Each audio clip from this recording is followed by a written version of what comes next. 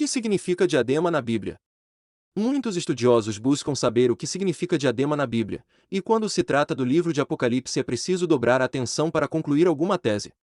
O fato dessa palavra estar mencionada em Apocalipse 19 nos faz entender que ela é mencionada diretamente ao Messias. Seu contexto vai dizer sobre o seu nome que é fiel e verdadeiro, que é o Verbo de Deus. Isso ocorre por causa de outro cavaleiro, que também estava com um cavalo branco, nos capítulos anteriores que é mencionado na Bíblia, que leva a falsa paz. Então a Escritura deixa visível as características de cada um deles, para que não haja confusão. Os seus olhos eram como chama de fogo, e sobre a sua cabeça havia muitos diademas. Ele tinha um nome escrito, que ninguém sabia senão ele mesmo. Apocalipse 19, 12. Segundo um estudo mais aprofundado sobre os diademas, vemos que o diadema era um tipo de capacete que simbolizava a realeza ou autoridade de alguém superior aos outros. Em diversas traduções bíblicas é encontrada a palavra coroa.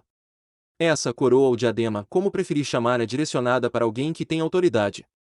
Ela é vista pela primeira vez na Bíblia no livro de Êxodo, onde Deus vai começar a ordenar a roupa do sacerdote, neste caso a roupa de Arão. Sendo visto neste capítulo como coroa da santidade.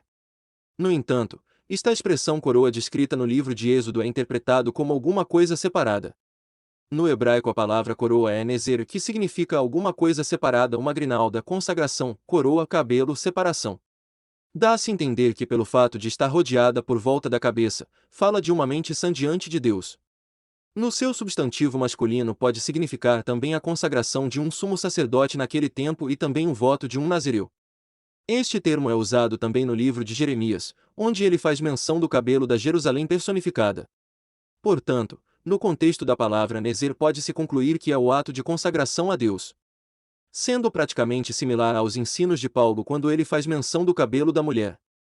Uma expressão que fala que o cabelo comprido de uma mulher é sua glória. Em outras palavras, uma coroa de consagração, fala de tempo com Deus por longos períodos. Deus ainda ordenou que essa fosse a vestes obrigatórias para os que servissem no seu templo. A saber, vestes santas. Entre as vestimentas do sumo sacerdote estavam a mitra sobre sua cabeça, seguido por um diadema sagrado ou coroa da santidade. Mesma palavra hebraica empregada em Êxodo. No tempo do Antigo Testamento, somente Arão usava tal coroa, por se tratar de autoridade máxima depois de Moisés. Sendo ele o porta-voz de Deus na terra, sendo que a desobediência à voz de Arão era o mesmo de estar desobedecendo ao próprio Deus. Tipologia de Moisés e Arão. De forma geral, Moisés é o símbolo do próprio Cristo, quando veio resgatar o povo de seus pecados. Moisés foi enviado ao Egito, que simboliza o mundo em seus deleites pecaminosos. No Antigo Testamento, não há ninguém que tenha um papel tão parecido, até mesmo em sua morte que é idêntica, onde Deus o matou. Cristo se deu a si mesmo para pagar a dívida que era contrária ao homem. Seu corpo não foi achado, assim como o corpo de Cristo no sepulcro. Uma tipologia perfeita de Cristo. Por outro lado, vemos Arão, que representa o Espírito Santo na Antiga Aliança. O que significa os 10 diademas em Apocalipse 13? Como mencionamos no início, o livro de Apocalipse é um livro difícil de afirmar qualquer tese. Esses diademas descritos no capítulo 13 de Apocalipse vai nos dizer sobre uma besta que sobe do mar, que tem 10 chifres e 7 cabeças, com 10 diademas nos chifres.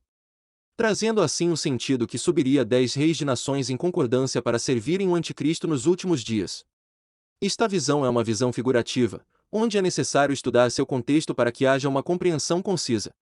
Como o próprio início do contexto mostra que esses reis são corruptos, onde o nome de blasfêmia estava estampado em suas cabeças. Onde a própria palavra vai dar semelhança sobre a ação da besta, que é a semelhança do leopardo, pés de urso e boca de leão. Sendo ele o anticristo, onde o dragão, que é o diabo, queria o seu poder, seu trono e grande autoridade. A palavra diadema aqui no grego é diadema, é algo que é atado à cabeça. Substantivo de diadel, que significa prender ao redor, em torno, ao redor.